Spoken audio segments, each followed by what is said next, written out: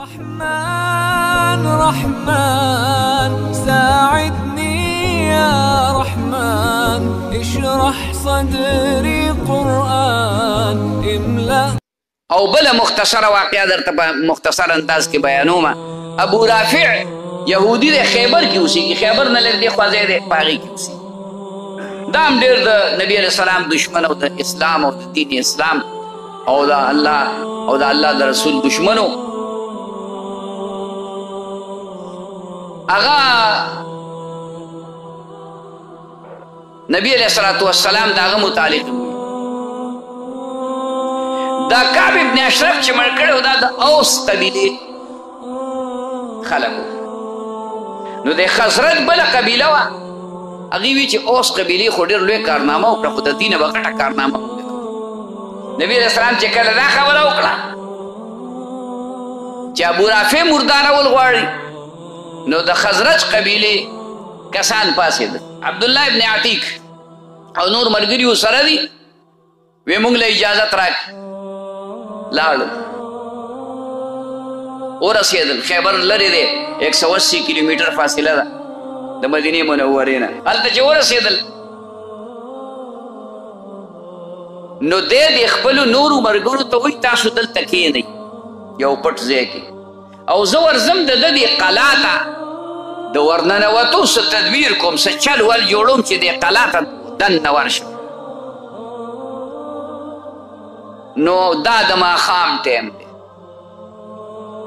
دې بار ځای کې داسې په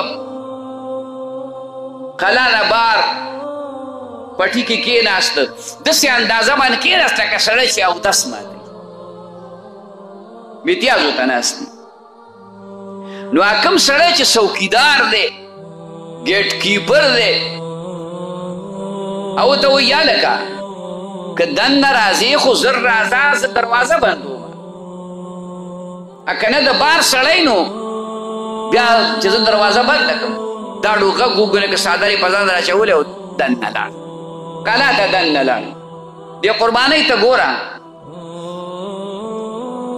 دې قربانۍ ته ګوره چې دا څومره قرباني دی ورکوي. لاړ د سارو سره غلی غوندې، کوم ځای کې څاروي ولاړ و د هغې سره غلی غوندې په یو ځای کې پټ شو، او خلک بره بالاخانې ته وختو. دویم چت باندې ابو رافع د ګپ شپ دپاره د قصه ګویۍ دپاره خلک به راغونډول، هغې پوړۍ به راختلي دي. دې څوکیدار دروازه بنده کړه، او بیا چې کوم دی هغه چابیانې یو ځای ته ځوړندې کړې، که میخ ټکوالی مثال په طور دیوال کې هغې ته یې ځوړندې.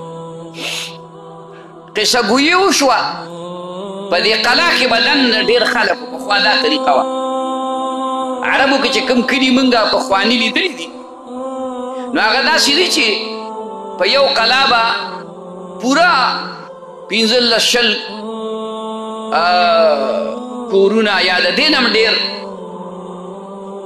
نو چې کله هغه د دوی هغه ګپ شپ ختم شو، نو هر سړی خپل کور ته لاړ. او ما چې اندازه ولګوله دوی هم سملاستل، وی بس هغه چابیانې مې راواغستې، اول خو مې ځان ته غټه دروازه کوله کړه، هسې مې د بار نه د دننه طرف نه بنده کړه.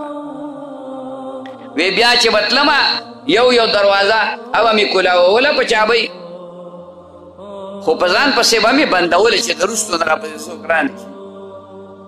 ورسېدم، د ابو رافع اوس تیاره ده، ډیوې وجلې ده، چېرې دې معلوم کړمه چې دا بدبخته په کوم ځای کې دی، چېرته زنانه مړه نه کړمه، چېرته ماشوم مړ نه کړمه. نو وی ما آواز وکړو یا ابا رافع، وی دا آواز راکړه چې لبیک، ولې څه چل دی؟ بس وی د دې سره ما هغه اندازه ولګو چې دی په دقه ځای کې دی، بس په توره مې پې ګزار وکړو، ګزار خطا لاړ. چې ګزار خطا لاړ، وی ما ده چغه کړه چې هلکه په ما چا ګزار وکړو. وی ما ورته اواز بدل چې هلکه څه چلو شو؟ وی دی لږ داسې رانیغ شو وی چې دغسې چا روان ګزار وکړو. بس وی ما ورته ځان توله کړو په دې سینه مې ووم او بیا مې چې کوم دی نو په دې سینه کې وله دا توره ورکړه او پورې راپورې مې ترې وښکله. ښه مې یقین پرې راغی چې مردار مې کړ. بس دی خو کش کړپ نه ووتو، ما په ښکته را منډې کړې. راکوزېږم سپینه سپوږمۍ ده، اخري پوړۍ ته لا نیم رامایږي، دا اخري پوړۍ ده. 2-3 پوړۍ بره پاتې ما چې دا نو چې خپه مې ځمکې ته چې دراز را پرېوتم، دغه ځای کې مې خپه غوټه ماته شوه، پنډۍ کې مې خپه غوټه ماته شوه. وی زر مې پټکې د سر نه راکوز که خپه خو مې پې کلکه وتړله او را منډې مې کې ملګري خو مې چې کوم ځای کې ناست وو هلته ناست وو. هغوی ته مې وی چې تاسو شابه ځئ په منډه باندې. رسول الله مبارک ته زیری ورسوي چې سړی مې مردار کړی، خو زه لږې سارېږم، پته نه لګي کاسې نه چې حرامي ژوندی پاتې شي. چې اعلان وشي نو سار چې به چرګو بانګونه وکړو، وی د قلا د بره دیوال نه اعلان وشو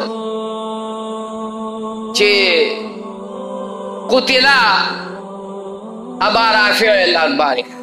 تیره شپه بیګا شپه ابو رافع چا مردار کړی دی. بس وی زه پوه شوم چې ځکه خیري کار خو مې وکړو او را منډې مې کړې. په ګوډه خپه، په ماته خپه، ګوډه نه په ماته خپه باندې. خپلو ملګرو ته مې ځان دې قربانۍ ته ګوره، د ده دې قتل کولو ته ګوره، بیا د خپې ماتېدلو ته ګوره، بیا د خپې ماتېدلو سره دومره اوږد مزل. وی ملګرو ته مې ځان ورسوی، ما ورته وویل چې هلکه مبارک شي، سړی مې درله یخ کړی دی، خو دا چې چا به ځو منډې وی نبي علیه السلام ته ورسېږو، سهار مانځه ټایم دی. نبي علیه السلام ته مې قیصه چې وکړه، ما ته یې خپه اوږده کړه. وی ما خپه اوږده کړه، رسول الله مبارک پې لاس راغ، داسې شوه لکه چې دا ماته نه وي. دا د نبي علیه السلام معجزه او بیا دغه خپله د مرګه پورې زما په دې خپه چاته درد نه چې خاره هم تېره. ولې د رسول الله مبارک لاس پې لګېدلی، معمولي خبره خو نه وه، د چا لاس پې لګېدلی، نسبت راغلی و، هغه نسبت په وجه